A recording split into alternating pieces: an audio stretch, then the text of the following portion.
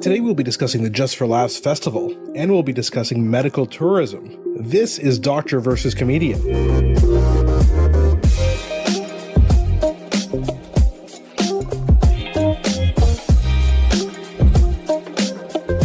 I'm Dr. Asif Doja, and this is the Doctor of Laughs. Not a real doctor. Ali Hassan. Every episode I pick a topic for Ali from comedy to entertainment, and I question him about it. Then Ali picks a topic from medicine and health and grills me on that topic.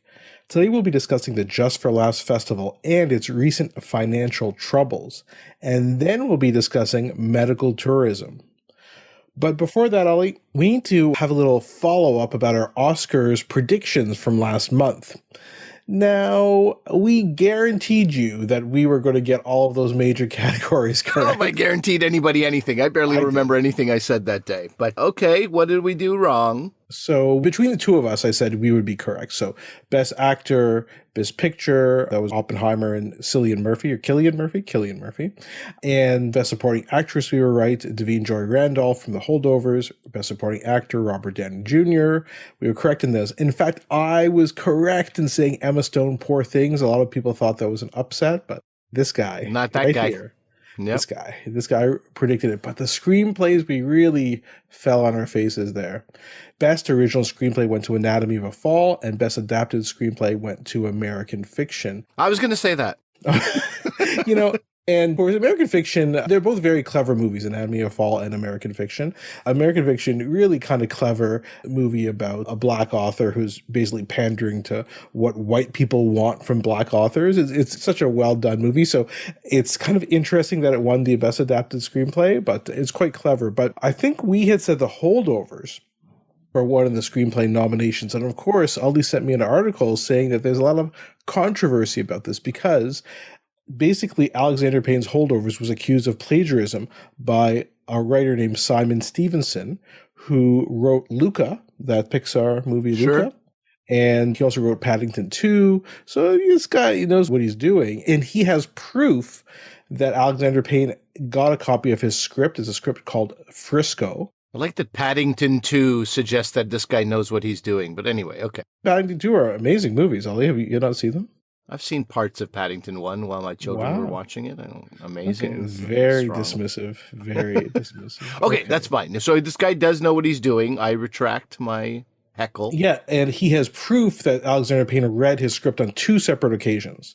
And he says, I'll read you a quote from him. There's a good Variety article, which basically goes over the whole case in general. This is what he says, a Stevenson guy. I've been a working writer for 20 years in my native UK before I came to the US. So I'm aware that people can have surprisingly similar ideas, and sometimes a few elements can be borrowed, etc. This is not that situation. The two screenplays are forensically identical and riddled with unique smoking guns throughout. So basically, he said he couldn't believe it. There's some things that he said are unaltered and remain visibly identical in the layout on the page of the scripts. And remind me of the relationship between these two. They're friends? I mean, he read his script twice. Why did he read his script twice? What is their relationship? They're not friends, just from his agent. His agent, if you read some of these emails, they're trying to get the script produced. It was on the blacklist. Have you heard about the blacklist? Yeah. Ali? Yeah, these are the best unproduced screenplays in Hollywood every year. They come up of lists. So it was on the blacklist. It's a well-known screenplay. And so if you read this article, they're trying to get John Krasinski interested. They're trying to get Bob Odenkirk interested. Like, yeah, we think maybe Krasinski would direct it. Maybe Odenkirk would play the school teacher. We'll try to find somebody for this. So it was kind of being shopped around by his agents to see if anybody would be interested. And that's how it got into Alexander Payne's hands. So anyway, we'll see how it goes. Apparently it's very tough to prove these things in court, but we'll see how it goes. So anyway, yeah, so that's probably a reason why maybe it's best that it did not win and our prediction was incorrect. So we're smart after all.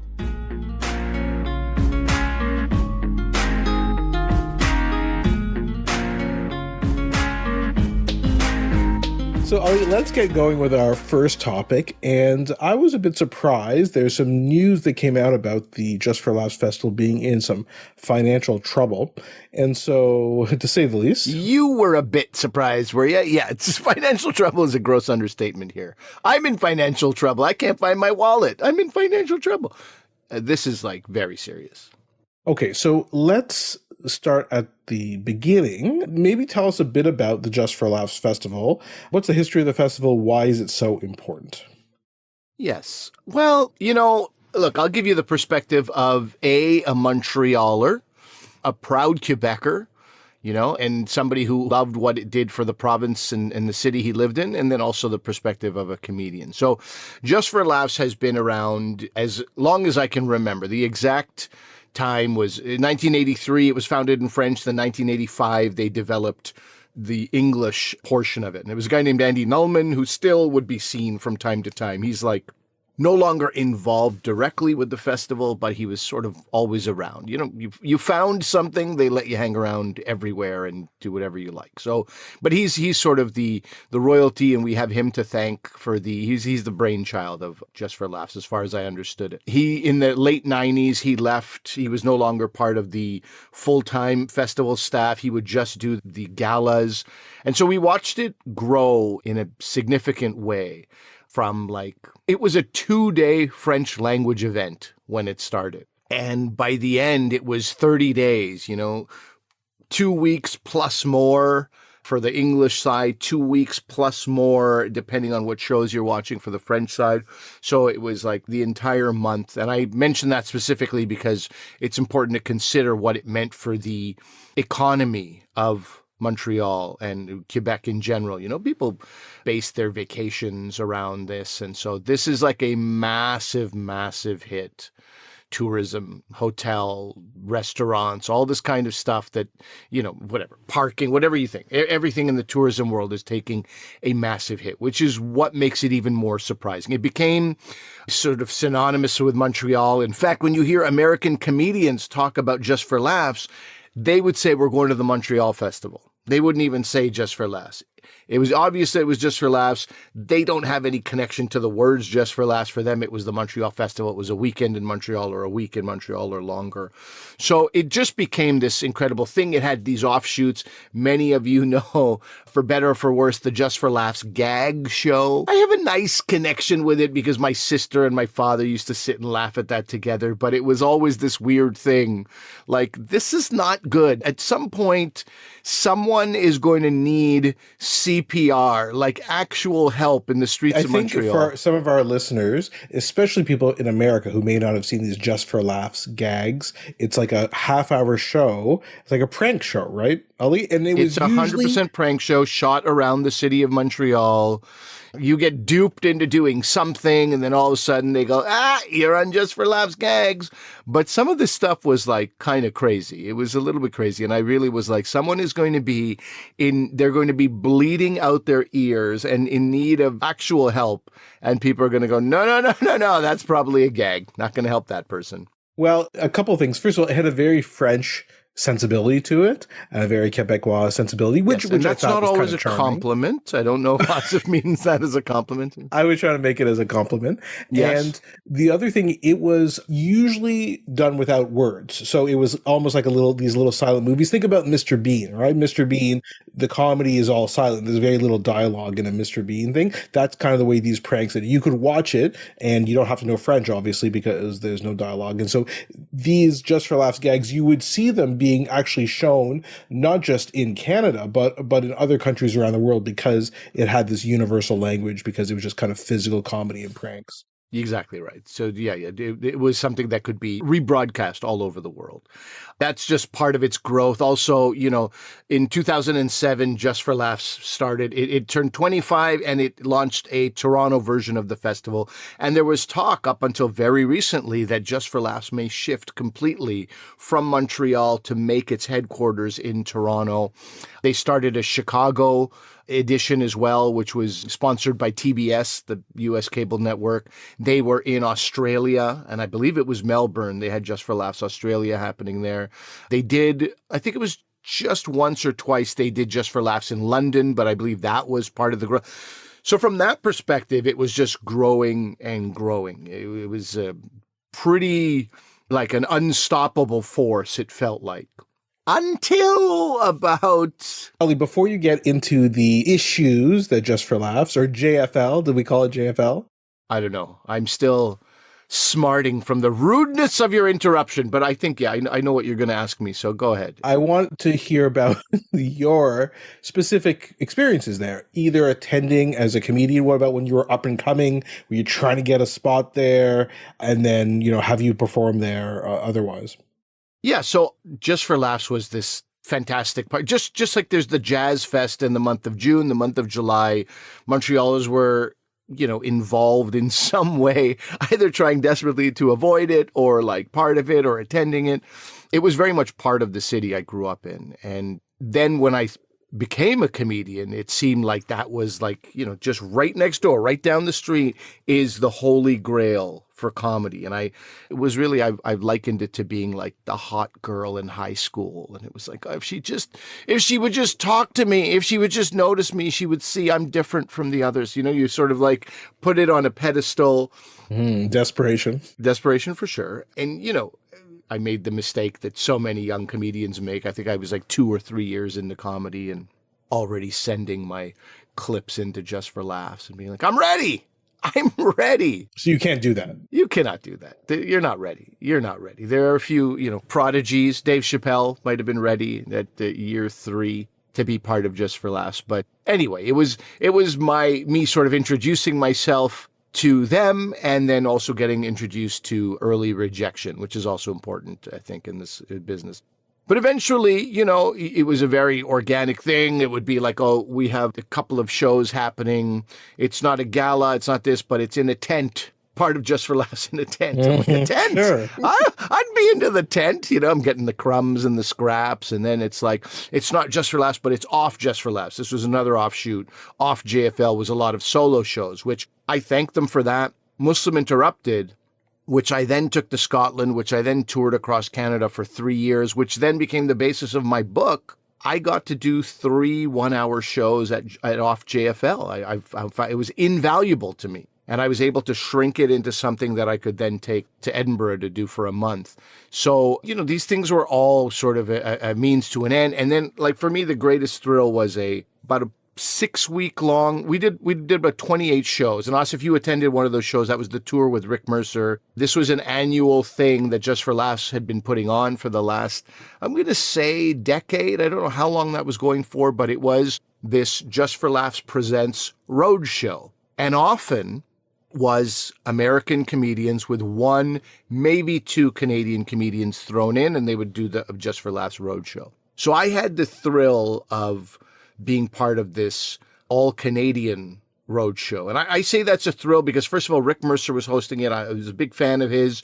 And to be in the car driving from city to city or flying with him and being in airports. And I mean, he's a gifted storyteller, and listening to his stories versus, I happen to know firsthand about like when you're in the car with American comedians, Canada is like, they don't put it on any pedestal. They're just in the car going like, hey, you guys have Dunkin' Donuts around here? Like, yeah, dude, you could do your Dunkin' Donuts joke. You could also just look that up on the internet. So that's not as exciting to me. What was exciting was being with, Ivan Decker, who was somebody I knew, but then became a friend of mine, and Deb DiGiovanni and Sophie Buttle, and of course, Rick Mercer, and the storytelling and the connection of that to Canada and to Just for Laughs. So that was a Just for Laughs sponsored, road show. We went from coast to coast, Victoria to Newfoundland, and it was fantastic. One of the greatest thrills I've ever had. And then, that was something Just for Laughs gave me the opportunity to do, and I'll forever be grateful for that. And yeah, we were in talks every year, and in fact, myself and a comedian were talking recently about when you end school, September comes around and you're no longer in school, but it's still September and you feel like there's something I got to do. Something's missing. It's because you are finally, for the first time in your life, not going back to school in a September semester. I feel like July is going to be like that for us. We don't know what the future holds exactly. For Just for Laughs, they've definitely canceled this year's festival. I personally feel, this little bit of disbelief that there aren't, government bodies coming to sort of bail them out. Worse companies have been bailed out. Chevrolet. What was the issue? Like it was a financial issue? It appears to be a 100% financial issue. So I'll tell you this. We back up a little bit. In 2017, 2018, actually before that, it had come out that Gilbert Rozon, who was the festival president, one of the founders alongside of Andy Nullman, he resigned from his position after allegations of sexual misconduct. And if you read the stories, he's not a great dude. You can't spin that into anything positive. He's kind of a POS, we'll say, I know you like the censored versions of my language here, Asif. Mm-hmm. That he announced then in 2017 that he would sell the festival.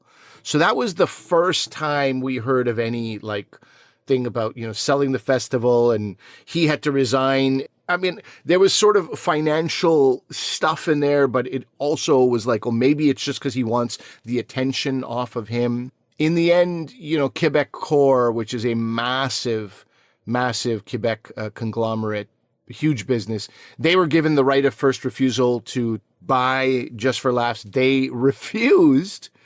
And then in 2018, Howie Mandel, with ICM Partners, which is a huge talent agency in the US, they came forward. And people were comedians were very concerned.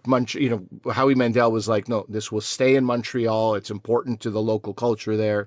There'll be no changes. But there's a lot of comedians, as I said, there's all these arms of Just for Laughs. So people are like, oh, I was recording an album with Just for Laughs. I was in development with a sitcom with Just for Laughs. What does this all mean?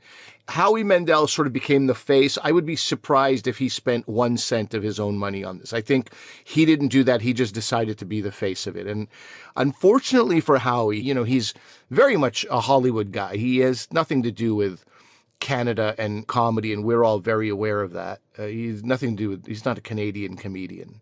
But he released a video saying, hey, I know you're all concerned. I get it. I'm also Canadian comedian. But in the background was his, staircase and his grand piano. And he's like, I'm one of you guys. And the vast majority of Canadian comedians were like, no, dude, you have a grand piano and a staircase. No Canadian comedian has those things. Get lost. You're not one of us. So it was not a good look. But anyway, I'm digressing here. But that was the first time that there was these concerns about operations, management, finances. And that was 2017, 2018. So then, the financial part might bore people, but there was the Montreal Canadiens hockey team, Bell Canada, or Bell Media as it's called. Everybody sort of got in and then resuscitated whatever, was going on with Just for Laughs. And then that was it. After that, we got back into it. Of course, in the pandemic, it was a much scaled down version. I performed during the pandemic. I didn't even bring that up, Asif, because it was we were performing, 4 shows, 2 shows over 2 nights at a drive-in theater. That was the pandemic version of Just for Laughs. So that wasn't great. It was something. Great audiences in that drive-in theater because they were desperate for comedy and we were all desperate to perform. But then, by last year, by 2022, it was back. 62 comedians. Festival was running July 13th to the 31st. It was the 40th anniversary of Just for Laughs. Everything seemed great on the surface. And when I say on the surface, I don't just mean to buffoons like me. I also mean having chatted with a few people who are friends who work at Just for Laughs. They were taken completely by surprise. It was March 5th. And in fact, just to tell you how much I was taken by surprise, I was hosting Canada Reads that week. And Canada Reads ended on March 5th that day. That day we wrapped. I turn on my phone and there's a message from a news outlet saying, we'd love to talk to you about the situation with Just for Laughs. Do you have time for an interview? And I had to be like, what situation? Oh it was complete. And then I called, during that week, messaged a few people I know who work there, and they confirmed that they were completely. One of my friends said, I was taken by surprise, but it's not a complete shock. So he had some insider information, obviously, about the financial issues. And another person was just like, I'm in disbelief. I thought we were going the distance here. So, the blame from Just for Laughs has been on, as is, you could predict this, COVID-19 pandemic. Obviously, people have talked about that. Every single business will tell you that was an issue. They have also put some blame on streaming services. that I would say is up for debate. They have reduced budgets because networks have less money because of streaming services. Maybe then there's just casting uncertainty and all this kind of stuff. But then it has come out since also that they had a lot of money owing to a number of different creditors, and also Gilbert Rozon's own legal fees connected to the sexual misconduct. I think that Just for Laughs is on the hook for some of that, but also one other employee who was suing them because he was promised something by Gilbert Rozon for his archival footage. He was never given it. So these legal fees and the rest of this, again, I'm in disbelief that there aren't a number of people coming to the rescue of this festival. But maybe there's some goodwill that I hoped was there that just isn't there. And people are like, no, not worth saving. They need to learn a lesson. They got to figure themselves out. I honestly can't believe it. And I've had a lot of friends who are not comedians be like, but couldn't Jerry Seinfeld just write a check, end all these troubles? My response to that, and again, I don't, take it for what it's worth as a Canadian comedian, I don't think Jerry Seinfeld cares about what happens to Just for Laughs. And when I say Jerry Seinfeld, I don't mean specifically him. I mean American comedians and the wealthy ones. Their future isn't tied to Just for Laughs' future. Sure, they had some great sets here in the 80s and 90s that then launched their careers. But, I don't know. And also Howie Mandel. People are like, I thought Howie Mandel was going to help. I don't think he would have spent a cent of his own money. A good businessman, a good business person often does not spend their own money. They get other people to spend that money. So, yeah, Just for Laughs doesn't owe them anything, and they don't owe Just for Laughs anything. So there's no benefit to other people in the U.S. saving Just for Laughs. They just turn their attention to the next festival. There was a great festival called the Aspen Comedy Festival in Colorado for many years. It also folded. That was prior to the pandemic, prior to they had their own issues going on.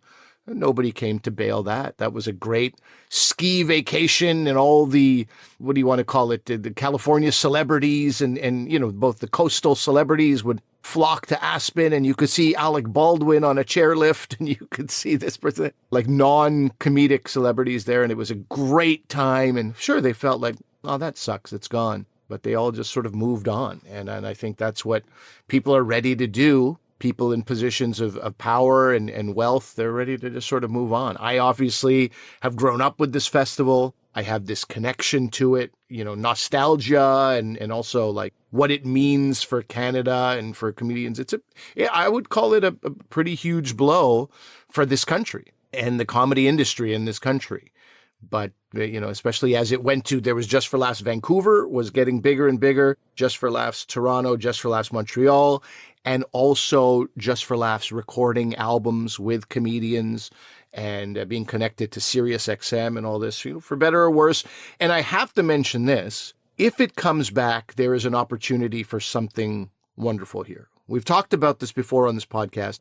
In Quebec and in America, there is something called a star system. For those of you who have not listened to us talk about that, it is the idea that an organization or a group or a person in power sees a young comedian with some promise, and they say, we are going to nurture you, we're going to develop you, we're going to turn you into something, and we're going to do that so the rest of this country, or in the case of Quebec province, can enjoy you and enjoy your talent. We're fostering, we're nurturing. That has not been the reality that Just for Laughs in general has provided for Canadian comedians. Certainly not financially. I can find you a bunch of comics that have been like, Just for Laughs was amazing to me, but the vast majority are like, I was grossly underpaid and my career was on. Because that's just not the way it's been done.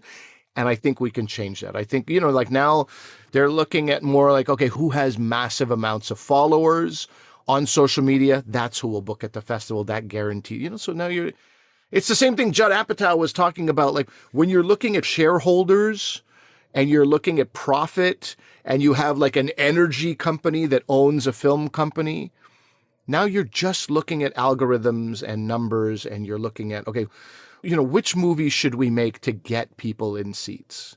Fast and Furious 14, here we come. And Judd Apatow was saying, but this is why we may never see like another Taxi Driver, right? We won't see all these beautiful movies, these classic films.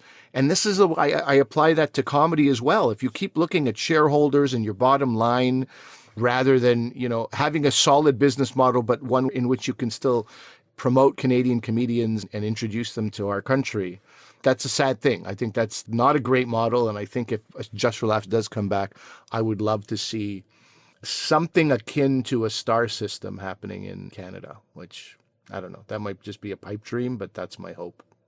Well said, Ali. Well said. I just talked for 20 minutes straight. Good Lord. I'm sorry. I'm passionate about this. That's my passion.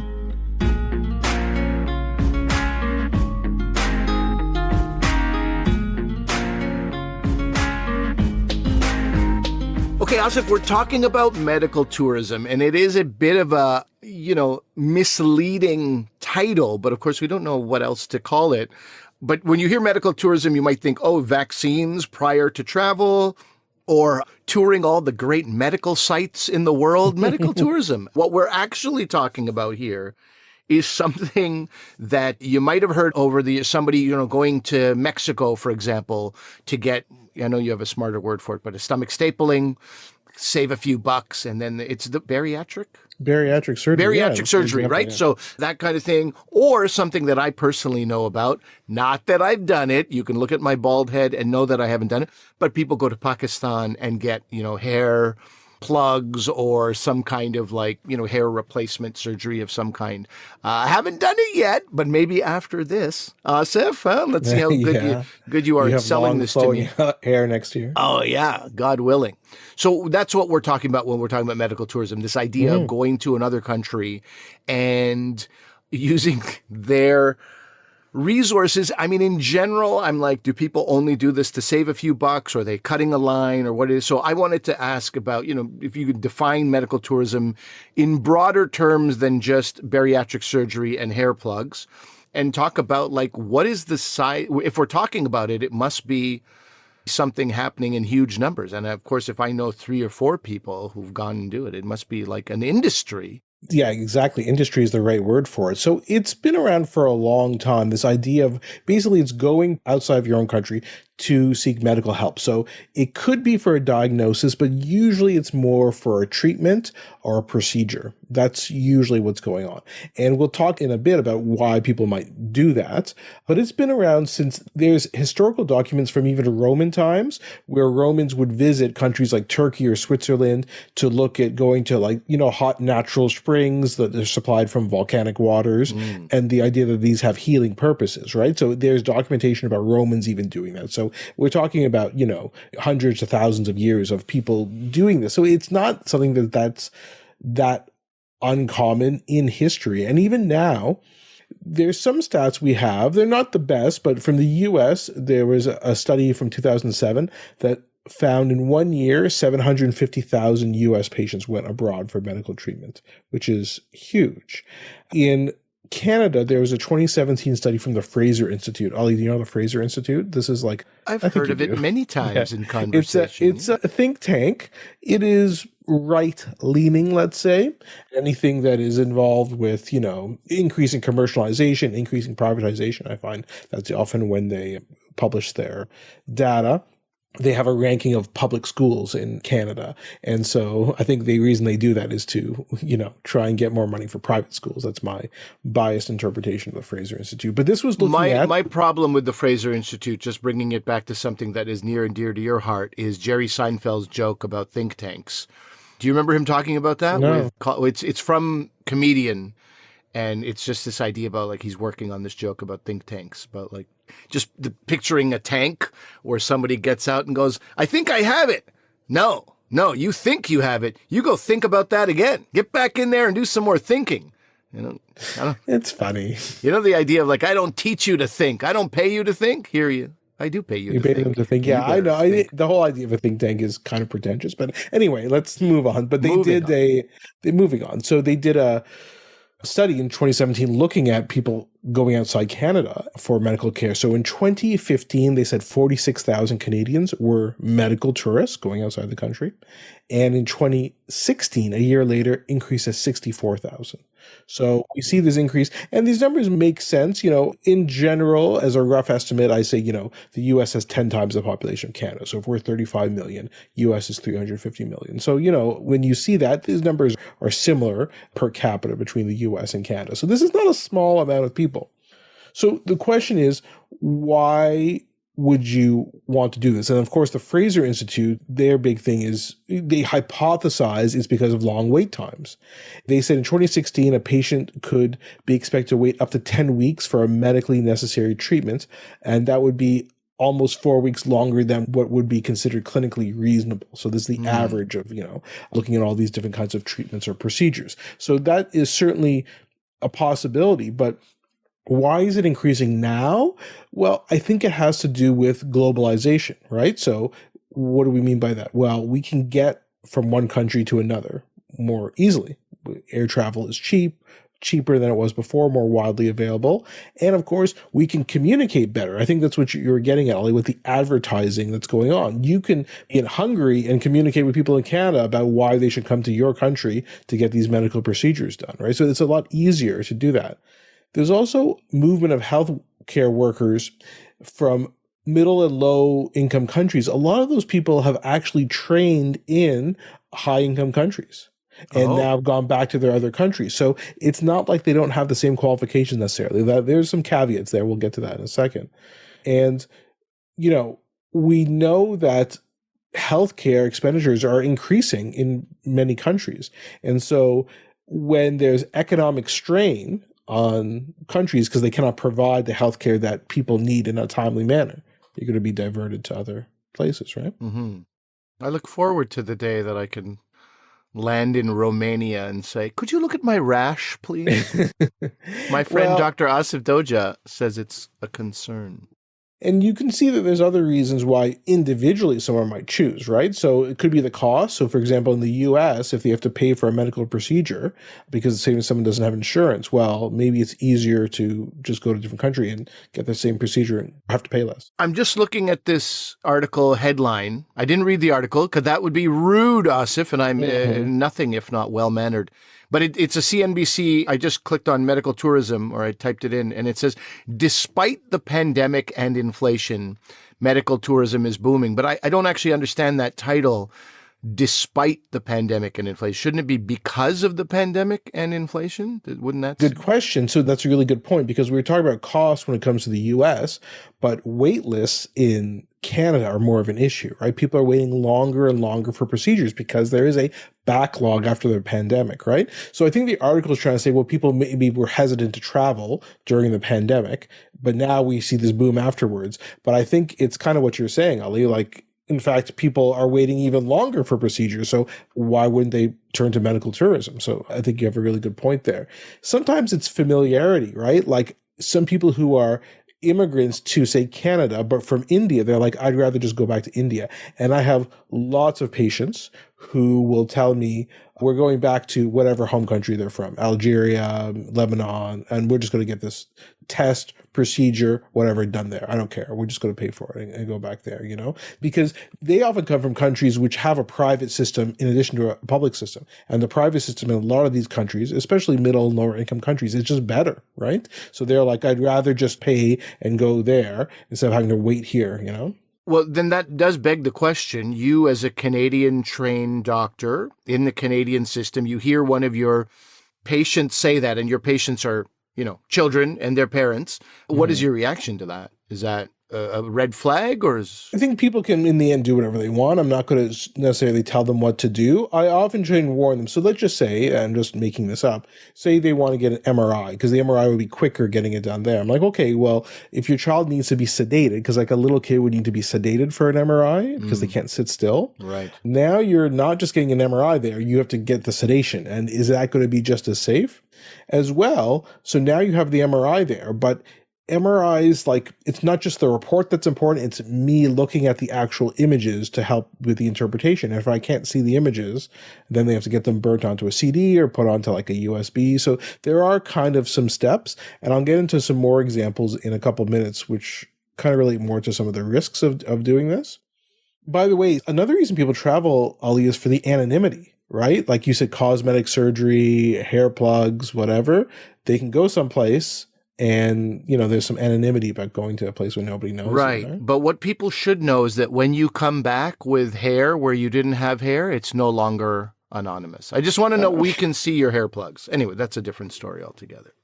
I mentioned, Mexico and Pakistan out of the gate just because those are the ones I've heard about. But are there certain countries that are associated more with certain procedures? Like, would you go to Turkey for any procedure you're looking for, or does Turkey specify if you want hair, you go there, if you want this, you go there?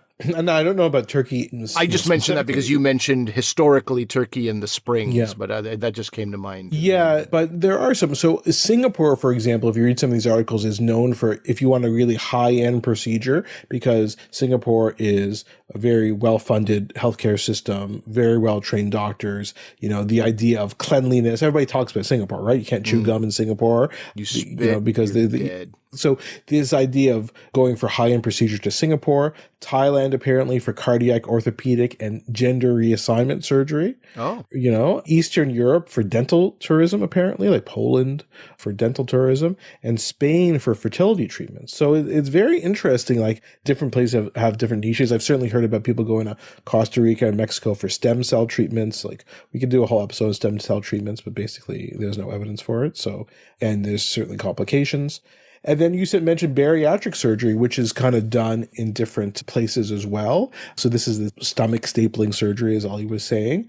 And there are reports, Ali, and I've seen patients like this who've gone to other countries for bariatric surgery.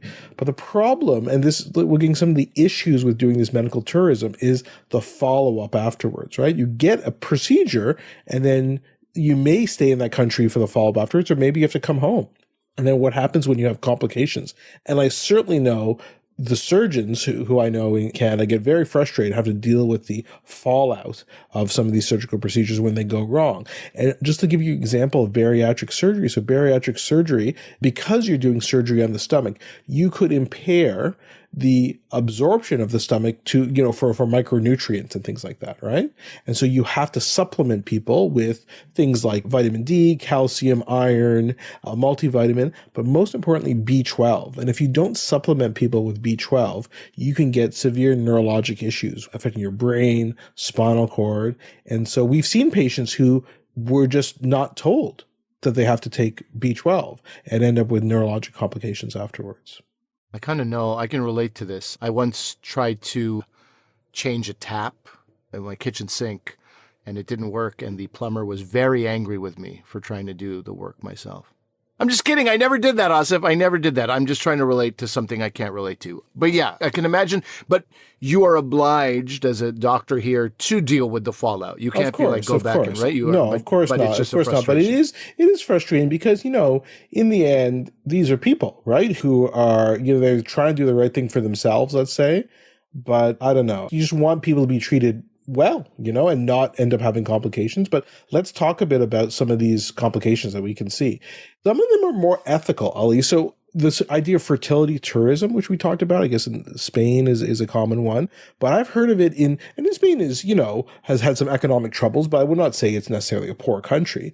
But there are people who go to places like India for their fertility treatment, especially when it comes to surrogates or people donating their eggs, right?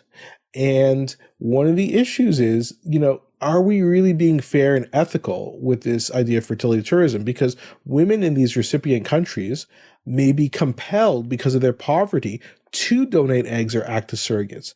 And is it really, being done with full consent of theirs, or is it under duress because they really need money, right? And we're talking astronomical sums when you compare to what their income might be in a place like India. So that's important too. You could think about the effect on countries themselves. And one thing is actually good is that people talk about our brain drain, right? In medicine, where doctors who are from other countries say they come to Canada to train and then they just stay in Canada. And so you get a really smart person from a different country who's now staying here instead of going back to their country to help their country. But you can think that if a doctor comes here Canada trained, then goes back to their home country, now they have Canadian training, so they can attract people from Canada, say, come to our country. I have full Canadian training and I can do this procedure for you and generate money, not just for the country, but for themselves as a physician. So you can get this reverse brain drain, which would be good. But you could also imagine that there could be an increase in inequities in a country, right? When you're catering to the tourists, but what about the people in your own country who need medical help, right? And you could be then increasing doctors in the private sector and having less people in the public sector. This is the whole reason why people are concerned about public versus private medicine in Canada, because you could be drawing away people from the public system. Well, even worse in a place that has medical tourism, right? Another thing that you'd be interested, Ali, and we'll put some links to some of these articles where they Is talk it about a butt lift? I'm going to talk about butt lift. I'm going to talk. Hold on. Don't mention my butt lift if you notice it. That is very private. I'm actually going to talk about butt lifts in just a second. Well, perfect. So there's a good segue. But before we get to that, it's interesting to look at some of these websites or the advertising for these clinics, because they don't give a lot of information about follow-up care or what to do if you get a complication, which that's some of the examples I was giving you. But that's weird because that's an extra source of revenue. It's weird that they don't, because now you can have somebody come back for follow-up appointments or something, right? Shouldn't they want you to? But if people are spending money out of their own pocket, they want to be one and done, right? They want to get the procedure and then leave. And, it's perfect. But if you don't mention, the B12, as you said, which is such a basic thing to just easily, mention. Mm-hmm. Now you have a deeply unsatisfied, potentially, somebody with their health damaged in a significant way. That's very bad press for your practice abroad and your country, I would imagine. Well, yeah, a lot of these ads point to an emphasis on testimonies from patients, or saying, come to Costa Rica and go in a rainforest tour and go to the beach in addition to getting your procedure done, or saying, we offer treatment that's as good as your home country, right? But maybe they should be focusing more on, are they formally accredited? What are their safety issues? What are their hygiene issues? What's the qualification of the doctors that you're being there, right? But they you can see it's more like literally like tourism, right? As opposed to, selecting someone because of their medical skills. But Ali wanted to talk about a butt lift. So we're going to talk about tummy tucks and Brazilian butt lifts. I don't actually know what a Brazilian butt lift is. I'm just going to get my pen. Just 1 second. I'll take some notes here. Yep. Okay, so this is an interesting study that just came out last month in the New England Journal of Medicine. Okay, so they were looking at people who had fungal meningitis. Okay, so we're talking about an invasion of a fungus into your brain and spinal cord. The meninges are the coatings around your brain and spinal cord, and then you have fluid in there, and they had fungus which was infecting them. And they happened to find this in 3 Texas hospitals. This is a very rare fungal strain that is almost unheard of in America. So 13 cases, 9 died, okay? And these are very sick. They were all mainly young women in their 20s and 30s. And what did they have in common?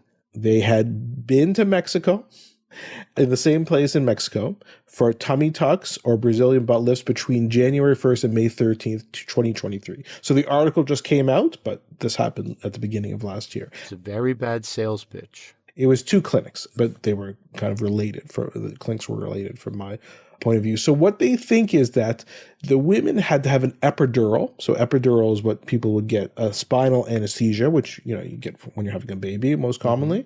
But you can do it for these procedures as well, because as long as you're anesthetizing your abdomen and below, then you could get a tummy tuck, butt lift, whatever.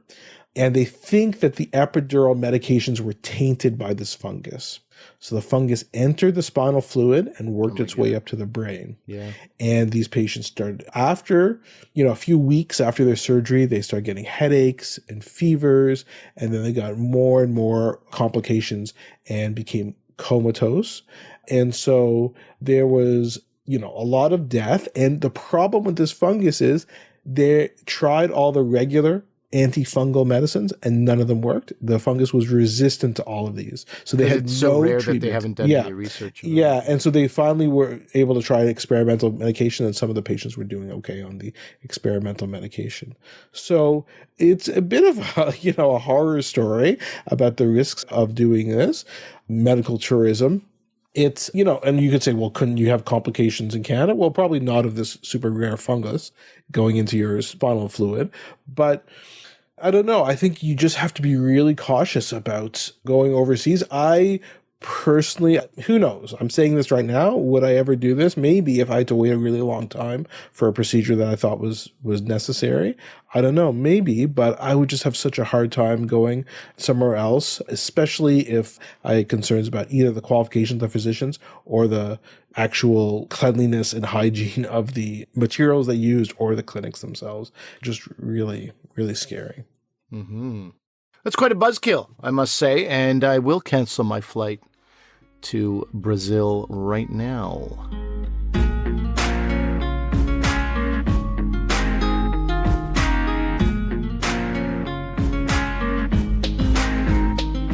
That's our episode for today. Let us know what you guys thought about our topics today. Just for Laughs. Any other questions about the Just for Laughs festival? What is all you got to do this July? Who knows? Also, he doesn't know. Also, let us know about medical tourism. There's other kinds of medical tourism as well. In Canada, there's people going from one province to another and paying privately. There's also something which we'll talk about in a future episode, which is a different kind of medical tourism. This is medical students going abroad to do placements, especially in low-income countries. And there are some ethical issues about doing that as well. Sometimes, medical students go there and they're allowed to do procedures on patients that they would never in a million years be allowed to do as a medical student in North America. But then suddenly they're in, say, an African country, and they are. So that's a different kind of medical tourism, which we'll save for a future episode. Ali, anything going on in April? No, but remember stem cell research and that different type of medical tourism. Take note. Ali wants us to talk about those things. And we should talk about fertility as a bigger topic in the future. We have a lot of interviews coming up that you guys have heard over the past couple of weeks, a few more coming up in the next couple of months as well. But remember that although I'm a doctor, I'm not your doctor. Medical issues we talk about are for your interest and information only, and they're not medical advice. Please consult your medical professionals for actual medical advice. Thanks for listening.